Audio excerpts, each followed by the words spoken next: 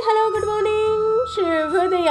ಇವತ್ತಿನ ನುಡಿ ಮುತ್ತು ಏನಪ್ಪ ಅಂತ ಅಂದರೆ, ಭಗವಂತ ನಮ್ಮ ಪ್ರಾರ್ಥನೆಗೆ ತಕ್ಷಣ ಪ್ರತಿಫಲ ಏನಾದರೂ ಕೊಟ್ಬಿಟ್ರೆ ನಮ್ಮ ಮೇಲೆ ಅವನಿಗೆ ವಿಶ್ವಾಸ ಇದೆ, ಹಾಗಾಗಿ ನಮ್ಮ ವಿಶ್ವಾಸವನ್ನು ಇನ್ನೂ ಗಟ್ಟಿ ಮಾಡ್ತಿದ್ದಾನೆ ಅಂತ ಅರ್ಥ. ನಮ್ಮ ಪ್ರಾರ್ಥನೆಗೆ ತಕ್ಷಣ ಫಲ ಸಿಕ್ಕಲಿಲ್ಲ ಅಂತ ಅಂದರೆ ನಮ್ಮನ್ನಿನ್ನೂ ಒಂದು ಪರೀಕ್ಷೆ ಮಾಡ್ತಿದ್ದಾನೆ ಅಂತ ಅರ್ಥ.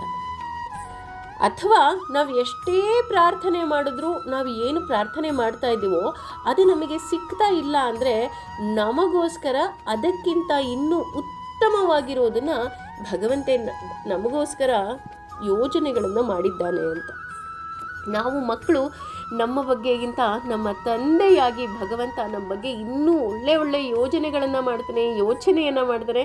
ಹಾಗಾಗಿ ಅವನ ಬಗ್ಗೆ ನಂಬಿಕೆ ಇಡಿ, ಹಾಗೂ ಸಮಯ ಸಿಕ್ಕಾಗಲೆಲ್ಲ ದೇವರ ನಾಮಸ್ಮರಣೆ ಮಾಡಿ. ಖಂಡಿತ ನಿಮ್ಮೆಲ್ಲರ ಆಸೆಗಳನ್ನು ಭಗವಂತ ಈಡೇರಿಸಲಿ. Thank you.